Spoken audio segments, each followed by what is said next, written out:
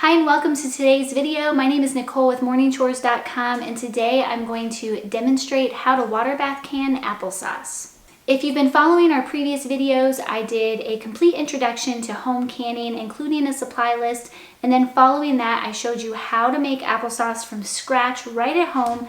And today I'm going to show you how to take that applesauce and put it in a can so you can store it on your shelf using the water bath method.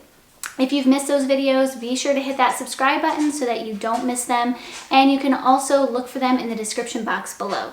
So some of you may be asking, what is water bath canning? Water bath canning is a method of processing high acid foods. So this would be foods such as tomatoes, jams, or in today's case, applesauce. You use a pressure canner to process low acid foods. So that would be things like green beans, and I will demonstrate that in another video in the future. So the water bath method is where you take your jars of food with your 2-piece caps, submerge them in boiling water. You want to make sure they're in that boiling water of 212 degrees Fahrenheit for a period of time. It usually says in the recipe how long the duration of that time should be. The purpose of processing the food in this way is that during the process, it kills most of the molds, yeast, and some bacteria, making it safe to store on your shelf and then therefore eat. So let me grab my tools and we'll go ahead and get started. My jars have already been pre-washed and are soaking in hot water. The first step is to fill our canner with water.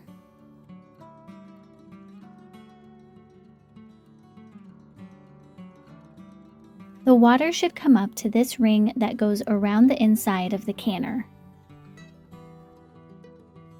Turn the heat on high and place the lid on top of the canner, bringing the water to near boiling.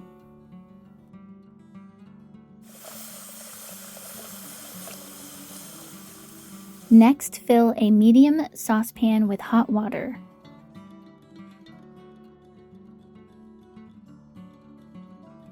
This saucepan is for our lids and bands, so place the amount of lids and bands needed for canning.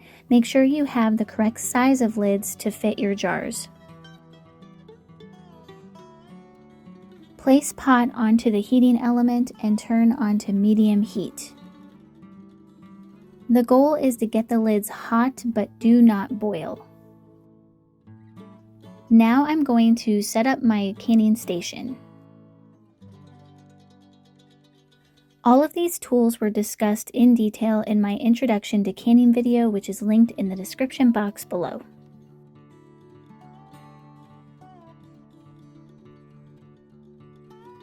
Our lids are hot, so now it's time to begin canning.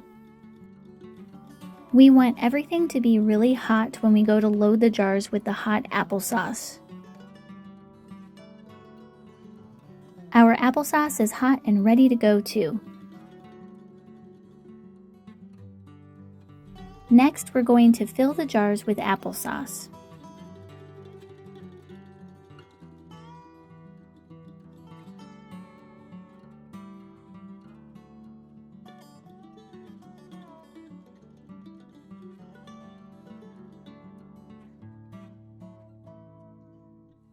The applesauce recipe calls for the jars to be filled with 1/2 inch headspace left at the top, which basically means you fill up to this ridge on the inside of the jar. Filling it any higher could risk an unsuccessful seal. Wipe the rims with a clean rag, removing any applesauce residue. The next step would be to remove the air bubbles with an air bubble remover. However, because it's applesauce, you don't necessarily have to do this. They do still recommend it in the recipe, but I personally have never done it and I've had no problem with my jars sealing, so I will leave this step up to your discretion. Next, place the lids carefully on top of the jars with the rubber side down and the metal side up.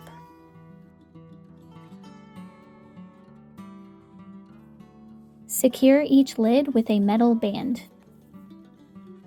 You want to tighten the band where it just becomes tight but not too tight. Our jars are officially ready to enter the water bath.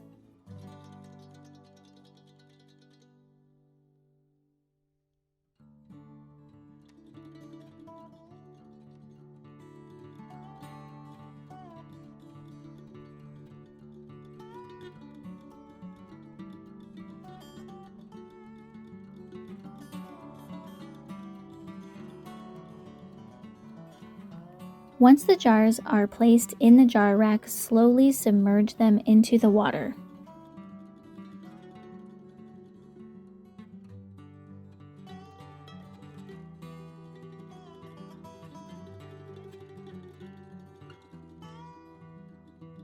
Now that our water's reached a rolling boil, we can begin the timing process. Set the timer for 20 minutes, keeping the water at a rolling boil for the entire time. Once the timer has gone off, turn off the heat and carefully lift the lid off of the canner.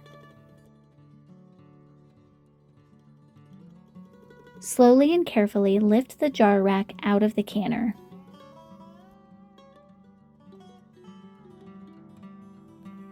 With the jar lifter, remove the applesauce from the canner and place on a clean, dry towel.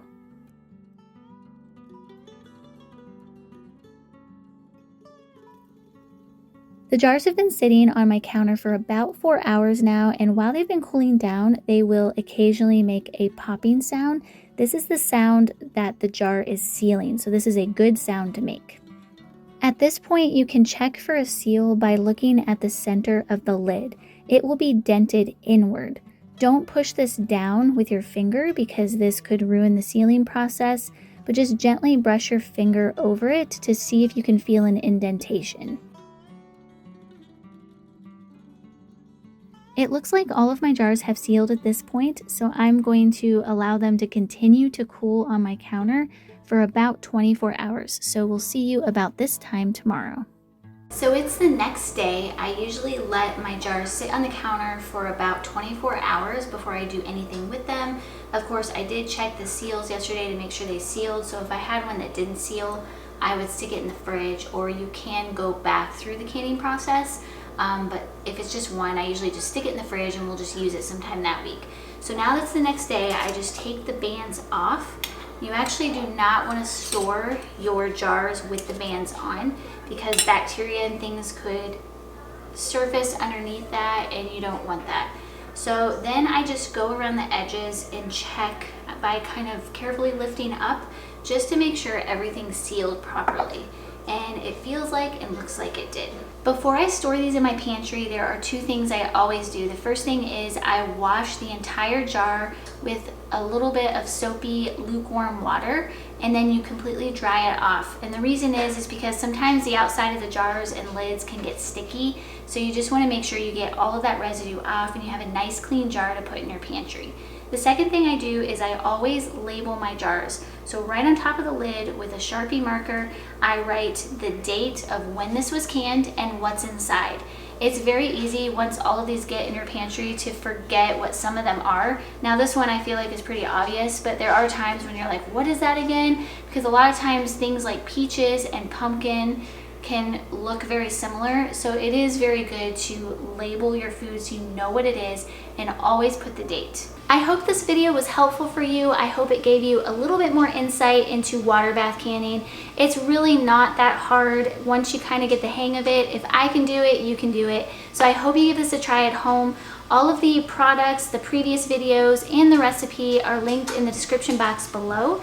You can also head over to morningchores.com where you'll find more information on gardening, homesteading, and sustainable living. Hope you guys have a wonderful week and we'll see you on the next one.